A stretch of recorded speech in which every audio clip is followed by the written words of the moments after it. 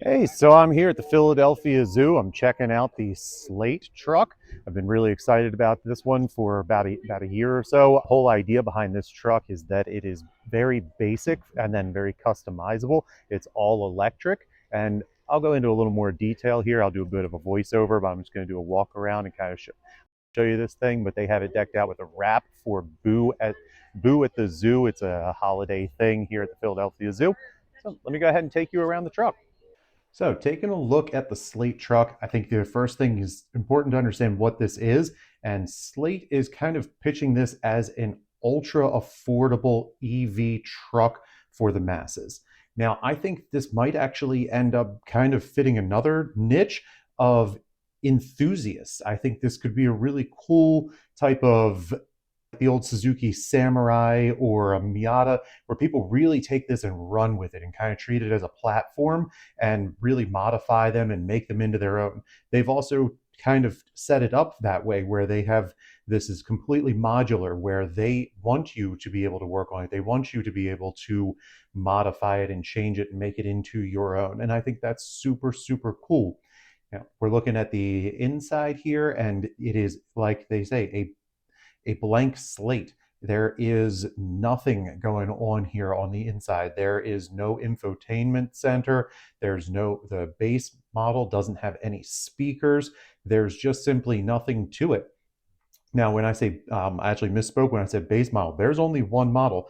This truck comes one way, and that is completely basic. Now, that's how it comes from the factory. You can go online and elect all these different options and additional parts and customize it however you want. They will be using a delivery partner system. So the truck will get sent out one particular way, and the delivery partner is actually going to be the one who's going to put those customized parts on the vehicle. So that's kind of an interesting setup there. We'll see how that ends up playing out, but I do like it. That also gives the option for you to simply buy any of the customizable parts from Slate and install them yourself. And I know that they actually are going to be pushing that with lots of tutorials and things and making this easy to work on. So that I think that's super cool. Like I said, it's a pickup truck, but the SUV option is going to be really popular, and that is something that you're supposed to be able to do at home is convert it into the SUV. On the outside of the vehicle, one thing that I found is really, really cool is that they do not use any paint.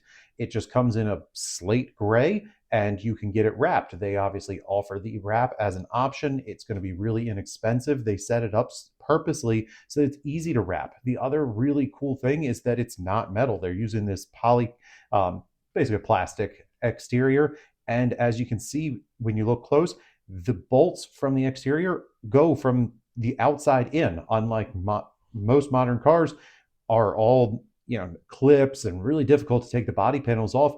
They just made it simple. Just put the bolt right through the outside. I think it gives it a rugged and cool look. Some of the bolts on the outside of the fender flares and stuff on Jeeps are like that. I think it looks really cool and rugged. I like the design. It makes it easy to work on.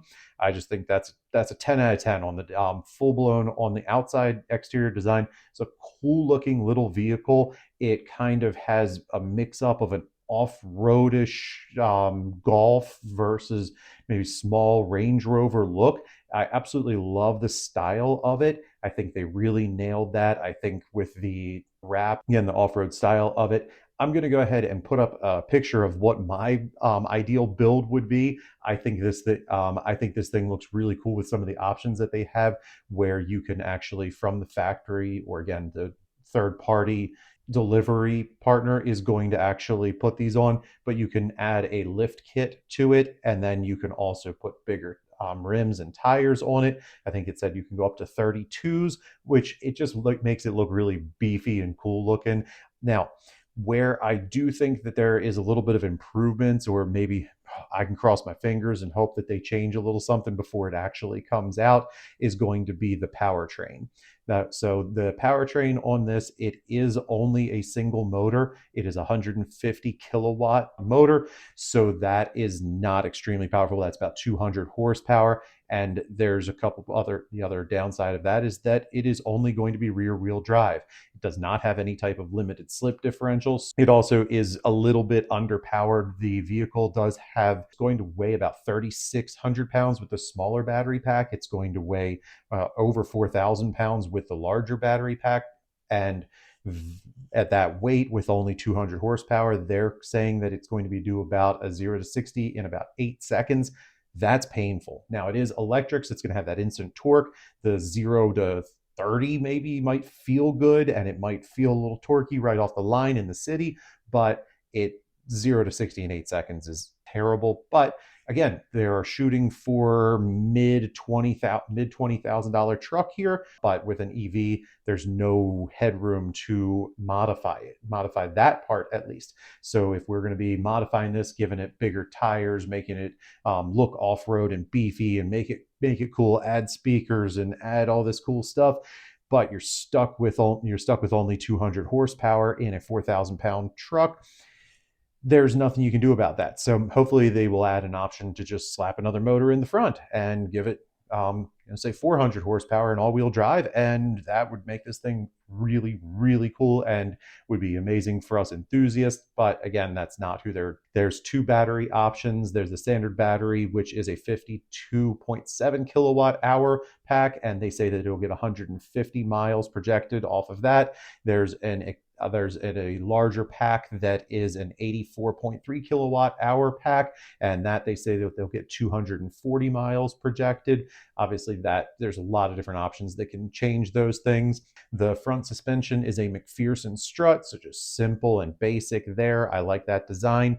There's nothing wrong with that. I did see that it has a solid beam rear. Not crazy about that. I think an independent rear suspension might have given you a little bit nicer of a ride. It's a unibody, kind of a skateboard unibody, like a lot of the newer EVs are. The battery pack sit in the floor is kind of structurally part of the vehicle, so that design's nice, keeps the center of gravity low, makes it handle a little bit better. The vehicle does support level 1, 2, and 3 charging, so you can plug it in at home. Since it is kind of low powered and small batteries, it'll charge up pretty quick if you have an EV charger at home. The plugging it into a regular wall outlet's going to be a joke, just like any other EV. It does come with the NACS connector right from the manufacturer. That's the newer Tesla. I think that they've got a really cool idea here with leaving the interior so basic, where it even has roll windows. Personally, I would upgrade that to the electric windows, and it comes with no stereo at all. That's a really interesting take, but again, they give you the option to add, I think, up to 5 speakers in there, and you can also get you can select to get a mount that I think is literally made just to put a JBL speaker on there. It comes with a phone mount instead of an infotainment center. You can also put a tablet there in the center, which is kind of a cool idea. I don't mind that at all. They did give it a small driver's display that gives you your critical driving information, and also does have a rear view or a backup camera in it, because there's no way to do that with a tablet. So I'm glad to see that they did put that in there. It does have AC and heat. Nothing fancy on the seats. Nothing powered basically anywhere in that. But you just have your normal stalks. You do have a telescoping wheel. It's kind of small on the inside, but that can be expected. It's supposed to be a small truck. I think this thing has real potential. Unfortunately, we did lose the $7,500 tax credit, and that was a really big deal for them, because that's going to make the difference between this being a $27,000 truck or a $20,000 truck. And so, yeah, on your high-end Rivians and your Escalade IQ and your Gravity, that $7,500 isn't that big of a deal. But on this, where we're talking about a quarter of the price of the truck, that's huge to them. So we'll see what happens with that. And without that, where they were trying to be this $20,000 truck, where it's just the least expensive thing you could possibly get. Now we're getting up into the same price as a Ford Maverick pickup truck, which is going to be a little bit better in some ways, but this is an EV. It's cool. It's niche. I definitely, if I had to drive one, I would definitely drive this over a Ford Maverick. It does have a 5 foot bed on it, so it's got some utility. If you don't set it up as the SUV, that's actually a little bit bigger of a bed than even the Rivian R1T that has a 4.5 foot bed. So that's cool there. But again, if you turn it into the SUV and put the rear seats in it, you lose the bed, and then you just have a very small vehicle. So I don't see a lot of people that need a truck really using this as their only vehicle. It's more kind of maybe a secondary fun vehicle or something like that, or just something for city use. It does, as a truck, has a 1,400 pound payload capacity, so that's pretty good. But it can only tow 1,000 pounds, and that's absolutely nothing. I'm pretty sure just about any trailer itself is going to be pretty close to that. So maybe a kayak trailer or something really really light, but you basically can't tow anything with it. So I hope you guys enjoyed my video. If you have questions, comments, go ahead and put them in there. Please like and subscribe, and have so overall, I'm still really excited about this. I think it's going to be a super cool vehicle coming out. It's going to be about a year from now, so we're looking at the end of 2026 before they're actually making deliveries. We're going to start hearing more and more about these. You can reserve one on their website